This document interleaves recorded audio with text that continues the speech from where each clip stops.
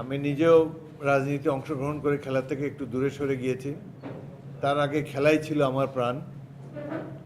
ছাত্র হিসাবে ভালো ছিলাম, আরও ভালো করতে পারতাম যদি ফুটবল ক্রিকেটের প্রতি আসক্তি না থাকতো। খেলা পাগল না হলে কেউ খেলোয়াড় হতে পারে না।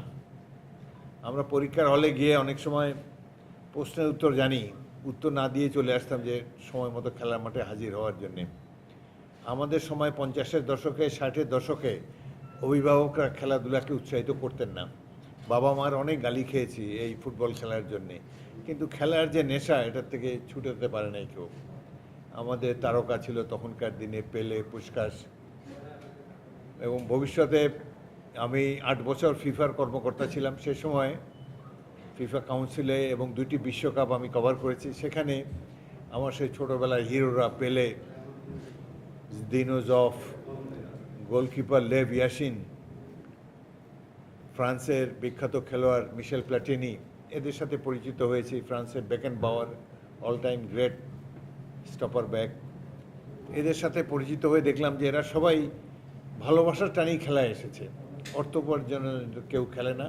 তারা বলে যে টাকা পয়সা না থাকলেও আমরা এই খেলোয়াড়ই থাকতাম, খেলেই যেতাম। খেলাধুলার প্রতি যে একটা আকর্ষণ, এটা সর্বগ্রাসী। বাংলাদেশে ক্রীড়ামোদীদের সংখ্যা কমে যাচ্ছে।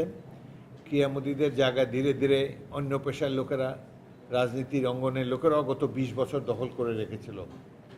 এখন আশা করি তাবিত আওয়ালের মতো যারা খেলাধুলা ক্রীড়াপ্রেমী, নিজেরা খেলেছেন এবং খেলাধুলার প্রতি আগ্রহ আছে, তারা চেষ্টা করে। ইংল্যান্ড থেকে হামজাকে এনেছে, আমেরিকার থেকে 2জন দমজ ভাইকে এনেছে। এরা আসার ফলে আমাদের দল অত্যন্ত শক্তিশালী হয়েছে। এবং যশোরে আছে জাইদি সাহেবের মতো খেলা পাগল মানুষ, যারা খেলাকে সত্যিই ভালোবাসেন, খেলার উন্নয়নের জন্য অর্থ ব্যয় কোনো কার্পণ্য করেন না। এই যে ছোট ছোট ছেলেরা, আমরা যখন খেলেছি, আমি জাতীয় দলে যাওয়ার আগ পর্যন্ত কোনো কোচই পাইনি। স্কুল কলেজে খেলেছি, নিজের থেকেই খেলেছি। সিনিয়র খেলোয়াড়রা একটা একটা টুকটাক বলতেন।